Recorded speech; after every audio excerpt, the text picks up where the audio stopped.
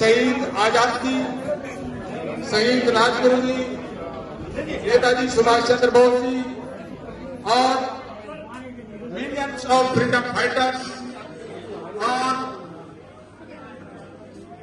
Hundreds of महापुरुष government India और बाबा साहब भीमराव अम्बेडकर को सबसे पहले श्रद्धांजलि अर्पित करते हुए और यहाँ पर जितने भी बैठे हैं सबका दिल से स्वागत करते हुए अपनी बातों से करता हूं। साथियों, 3 पॉइंट जैसे रखे गए हैं।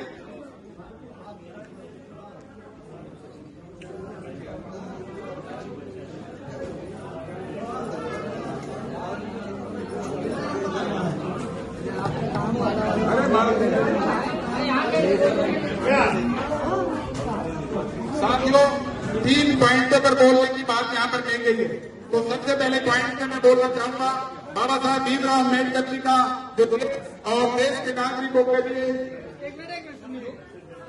योगदान रहा। बाबा साहब ने सबसे पहले साइमन कमीशन लेकर के आए। बाबा साहब सबसे पहले साइमन कमीशन लाने का योगदान रहा, इसके बारे में आप सभी जानते हैं। दूसरा उनका योगदान, बाबा साहब का योगदान रहा साइमन कमीशन के बाद वे कम्युनल अवार्ड लेकर के आए। पहला जो साइमन कमीशन आया था वो फर्स्ट राउंड टेबल कॉन्फ्रेंस में लेकर के आए थे और दूसरा जो कम्युनल अवार्ड आया था वो सेकंड राउंड टेबल कॉन्फ्रेंस में लेकर के आए थे। साथियों, तीसरा उनका जो बड़ा योगदान वो संविधान है जो आप जिससे देश यहाँ पर चलता है। और चौथा उनका जो संविधान के अंदर कुछ रह गया था महिलाओं के लिए, उसके बाद एक हिंदू कोड में लेकर के आए और जिसमें उन्होंने पूरा का पूरा जो देश के छोटे से और बड़े आदमियों को सबको एक धारा में लाने का काम किया, उस अधिकारों को सबको देने का उन्हें काम किया। साथियों, बाबा साहब भीमराव अम्बेडकर का जन्म 1891 उत्तर प्रदेश के मऊ क्षेत्र में हुआ था। साथियों, उन्होंने 32 डिग्री हासिल की थी। साथियों, हम सब लोग जितने भी यहाँ पर हैं अपने लिए पढ़ाई करते हैं, अपने बच्चों के लिए पढ़ाई करते हैं, अपने परिवार के लिए पढ़ाई करते हैं, लेकिन उन्होंने 32 डिग्रियां जो ली वे अपने लिए नहीं, हमारे लिए और पूरे देश के और पूरे देश के नागरिकों के लिए ली। आज उनकी बदौलत ही हम सारे जो चेहरे हमारे खिलते हैं, ये सब उनकी बदौलत है।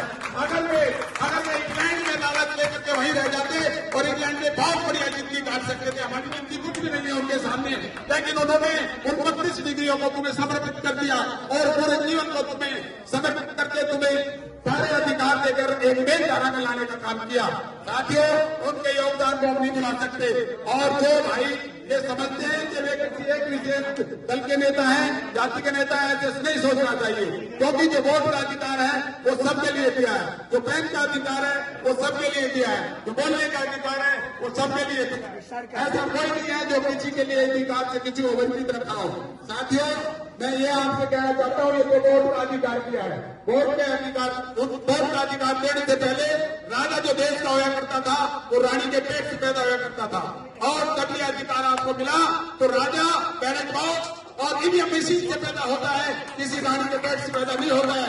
उसको परमानेंट ऑपरेशन कर दिया है, कभी जिंदगी में वहां से राजा पैदा नहीं होगा। साथियों, अगर आप ऐसा चाहते हो तो उसके लिए आपको संविधान को बचाना होगा। संविधान क्या चीज है? एक बड़े से बड़ा पेड़ हो, उसकी जड़ को काट दिया जाए तो पेड़ खत्म हो जाएगा।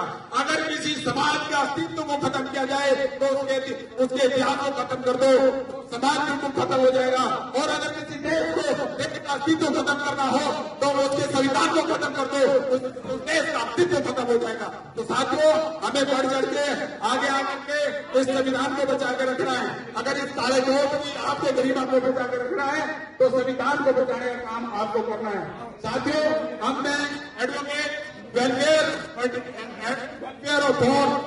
फर्टिलिटी के लिए कुछ कहना चाहूंगा। साथियों, आज आप भारत में देख रहे हैं, आज भारत के अंदर आप देख रहे हैं श्रम आधार योजना, एक श्रम आधार योजना है भारत देश के अंदर। जिनके पास वो लेबर कार्ड फैसिलिटी है, उनको क्या क्या फैसिलिटी है, मैं थोड़ा सा उसमें प्रकाश डालने की कोशिश करूंगा। साथियों, जो लेबर कार्ड होल्डर है उसको 1,000 रुपए प्रति महीना बेरोजगारी भत्ता मिलता है। साथियों, दूसरा 3,000 रुपए जो सीनियर सिटीजन है हर महीने पेशेंट्स को मिलते हैं। साथियों, जो हमारी माताएं और बहनें उनको जो डिलीवरी का होता है फंड 21,000 रुपए उनको फंड मिलता है। साथियों, 10,000 रुपए से लेके 50,000 रुपए तक उन्हें लोन तुरंत मिलता है। साथियों, 55,000 रुपए से लेके 65,000 रुपए तक तुरंत उन्हें कन्या शादी के लिए मिलता है। साथियों, उनको मकान बनाने के लिए राहत राशि मिलती है और उनको कोई भी आपदा आ जाए तो उसमें भी सहायता राशि मिलती है। साथियों, इतनी सुविधाएं उनको दे रखी है और 5 लाख रुपए तुरंत एक्सीडेंट बीमा मिलता है और 55,000 रुपए से लेकर 65,000 रुपए तक स्वास्थ्य बीमा मिलता है। वो एक कार्ड धारक है और हम डिग्री धारक हैं, हम लाइसेंस धारक हैं और अगर हम कहीं सीट भी लगाते हैं तो हमारी सीट को तुरंत हटा दिया जाता है। साथियों, अगर वे लोग कहीं झुकी डालते, कहीं रेडी पट्टी लगाते तो वे नेता आकर के तुरंत उनके लिए खड़े हो जाते हैं और वहां पर उनका मकान बन जाता है और रेडी पट्टी लगाकर खूब कारोबार करते हैं और हमारे लिए कोई खड़ा नहीं होता। इसलिए मैं चाहता हूं, भारत तक अगर हमारी आवाज जारी है तो कृपया करके भी आए और हमारे दुख दर्द को जो कॉम्पिटेंट अथॉरिटी है उसकी समीक्षा रखें, क्योंकि हम भाई भी चाहते हैं। हमारी एक छोटी सी इंस्टेंट भी होती है जो आपको एक शब्द में बताएं। साथियों, जब कोई वकील जो कोई क्लाइंट हमारे से बात करता है तो कहता है, अरे यार तुम कैसे वकील हो, तुम्हारे पास तो ना सीट है ना चैम्बर है। वकील तो वे हैं जिनके पास चैम्बर है, जिनके पास सीट है। तो हमें ये बात भी सुननी पड़ती है। तो साथियों, मैं प्रार्थना करता हूं कि बाहर तक हमारी आवाज जाए और हमारे दुख दर्द को कॉम्पिटेंट अथॉरिटी है उसके सामने रखा जाए, ताकि हम भी जो है गर्व से कहें कि हमारे पास सीट है और चैम्बर है। साथियों, मैं इस वाणी के साथ अपनी वाणी को ध्यान देता हूं और भाइयों से प्रार्थना करता हूं कि जो भी बोलना चाहे वे आगे आए और बोले। थैंक यू, धन्यवाद। किसी भाई को बैठने में परेशानी हो, मुवक्किल को अटेंड करने में परेशानी हो, हमारा चैम्बर नंबर